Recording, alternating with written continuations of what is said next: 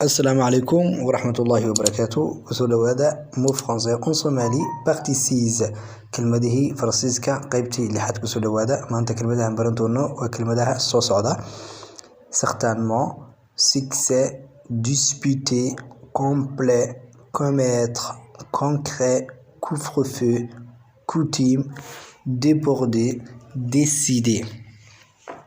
waxaan bilaabaynaa sidii caadad waxaydba kelmadii waan akhrinay iminka waxaan bilaabi doonaa insha Allah inaan sharaxno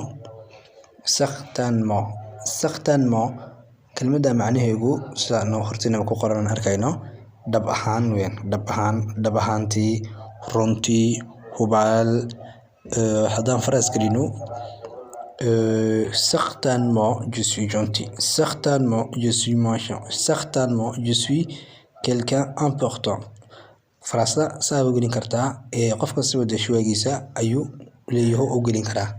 Succès kelmadda ku xigta macnaheedu waa guul maxaa la mid ah kelmadda macno synonym oo kale u dhow. Succès waxa u dhow oo kale victoire, waxa isku macno yihiin victoire, waxa isku macno yihiin oo kale triomphe. Soomaaliguna waa guul. Donc comment on peut atteindre le succès, comment on peut atteindre le triomphe ama la victoire, waxaasoo dhan waa guul. sideeba guul u gaadhnaa markaad leedahay comment peut-on réaliser notre objectif, notre succès. voilà waa guul. Disputer kelmadda kale ku xigta waa maxay? waa doodid, waa is-afdhaafid, waa isla murmid. maxaa la mid ah disputer? c'est quereller baa la mid ah, c'est quereller. Arrêtez de se quereller, arrêtez de se disputer. Pourquoi vous vous disputez chaque fois que je vous vois? markastoo ni arka horta maxaa isula doodeen, maxaa isula murantiin. D'accord? Ici il y a pas de dispute, ici il y a pas de dispute, ici il n'y a pas de dispute. oran kartaa hadda tiraadina il y a pas de dispute, c'est la même chose. marka il y a pas de dispute leeyahay waa on familiar ma isticmaalaya inta badan negation lama muujiyo. Complet na waa maxay? waa dhan, wax dhammaystiran. Kamila complet, quelque chose qui est complet waa wax dhammaystiran. quelque chose qui est parfait waa wax dhammaystiran oo buuxa. maxaa la mid ah complet? waxay ka mid tahay complet ça vient faire compléter, complétude. rien n'est complet, waxba ma dhammaystirno, waxaana ma dhanno. d'ici bas ne serait jamais complet, adduunyada weligeed ma dhammaystirmi doonto. commettre voilà, commettre maxay? waa khalad samayn. commettre maxay? waa khalad samayn. Chaque fois que vous écrivez quelque chose, pourquoi vous commettez des erreurs? markastoo waxaad samaynaysiin maxaad khalad u samaysiin?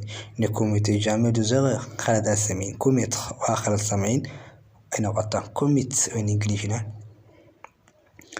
kelmadda ku xigta waa maxay? waa concret, shirweyne.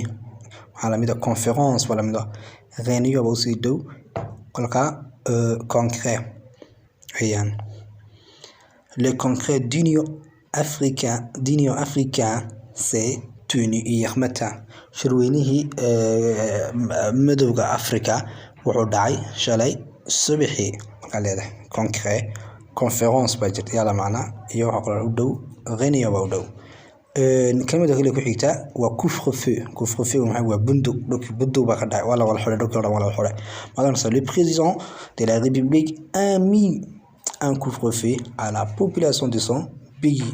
madaxweynihii dalka wuxuu ku soo rogay dadka dalkiisa inay bundu ay galaan. marka leedahay kale couvre-feu. coutume macna badan bay leedahay kelmadda, laakiin macnaha ka soo qaata couvre-feu weeyaan. waxay noqotaa dabka lama kala baqtiinayo iyo waxna way noqotaa. macno badan bay leedahay, macnaha baan anigu wadan lahaa oo ka soo qaatay. coutume maxay? waa caado. coutume waa maxay? waa caado.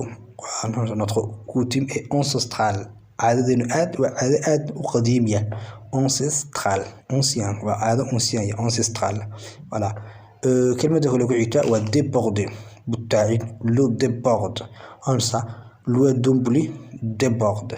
dhexdii xumbuli way débordinaysaa, way butaacaysaa, way buux dhaaftay.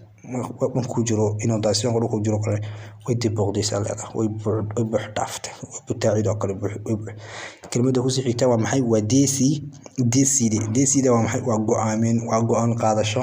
kelmadda ula macnaa